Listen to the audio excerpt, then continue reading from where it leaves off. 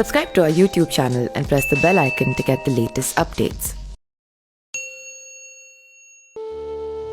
प्राचीन काल में दो निर्माण ऐसे हुए जिनसे भारतीयों की विलक्षण इंजीनियरिंग का पता चलता है। राम सेतु और द्वारिका नगरी के निर्माण की बातों का आधुनिक विज्ञान से कपोल कल्पना कहकर खूब मजाक बनाया गया। कृष्ण ने समुद्र से द्वारिका के लिए भूमि मांगी और समुद्र उनका सम्मान करते हुए पीछे हट गया। इस वाक्य की दृढ़ता समझे बिना काल्पनिक मान लिया गया। राम ने लंका जाने के लिए कई किलोमीटर लंबा राम सेतु बना डाला। इस वाक्य की गूढ़ता समझे बिना पूरी दुनिया ने भारत की खिल्ली उड़ाई। स्वतंत्रता के बाद सन 1970 में कच्छ की खाड़ी के ऊपर से उड़ान भरते समय पायलटों ने देखा कि किसी पुरातन नगरी के अवशेष समुद्र से झांक रहे हैं। हजारों साल से समुद्र में जलमग्न कृष्ण की बसाई द्वारिका मानव संसार को अपने बारे में बताना चाह रही थी। सन 2005 में हुई व्यापक खोजों के बाद यह सिद्ध हो गया कि कृष्ण ने द्वारिका बसाई थी। द्वारिका का लोप हो जाना और राम सेतु अपने निर्माण के बाद एक भयंकर सुनामी का शिकार हो गया।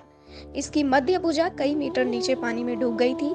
इन दोनों निर्माणों के बारे में शास्त्रों में लिखी गई बातें आज हमें अविश्वसनीय लगती हैं। कुछ श्रद्धालु इसे राम और कृष्ण का चमत्कार मानते हैं। आमतौर पर देखा गया है कि भारत देश ने इस गूढ़ता को सरलीकरण कर सही अर्थ जानने का कभी प्रयास ही नहीं किया। पश्चिम मजाक बनाता रहा और हम अपने वाक्यों की गूढ़ताओं से और भी कसकर चिपक गए। वर्तमान विज्ञान के मुताबिक भूमि उद्धार का मतलब होता है समुद्र, झील या नदी की जलमग्न भूमि से नई भूमि बनना। आज विश्व के 14 बड़े देश अपने लिए इसी तरह जमीन प्राप्त कर रहे हैं या कर चुके हैं। न भूतो न भविष्यति भूमि उद्धार के आविष्कारक स्वयं श्री राम थे। उनके बाद कृष्ण ने द्वारिका का निर्माण इसी विधि से किया था। श्री राम ने राम सेतु के निर्माण से इसी विधि का सहारा लिया था।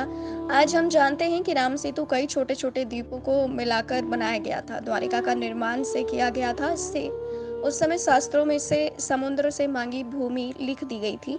वास्तविकता यही है कि कृष्ण ने वैसे ही इस नगरी का निर्माण किया जैसे दुबई में पाम सिटी बनाई गई थी।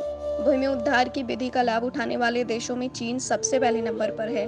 चीन ने समुद्र के हजारों किलोमीटर की जमीन पर निर्माण कार्य किए हैं। जापान में कैंसाई अंतर्राष्ट्रीय विमानतल समुद्र के 80 मील के क्षेत्र पर बनाया गया है। Denmark, Korea, Bharat, Qatar, New Zealand आदि देशों ने भी इस विधि पर काम करके समुद्र की जमीन हथियाई है। एक प्राचीन विधि का प्रयोग आज दुनिया के सारे देश कर रहे हैं, लेकिन इस विधि से तैयार पहला अजूबा राम सेतु अब भी मानव निर्मित नहीं माना जाता। जिस विधि से हमने असंभव लगने वाले निर्माण किए उसका संसार लाभ उठा रहा है। मुंबई शहर भी भूमि उद्धार विधि के जरिए बसाया गया था। मुंबई शहर पहले 7 द्वीपों में विभक्त था। बसाहट से पहले शहर को भूमि उद्धार विधि से आपस में जोड़ा गया था। यहाँ के निवासियों को भी नहीं पता कि इतने कठिन तरीके से मुंबई को बसाने में लगभग 100 साल का समय लग गया। यही कारण है कि मुंबई हर वर्ष बाढ़ की समस्या से जूझता है।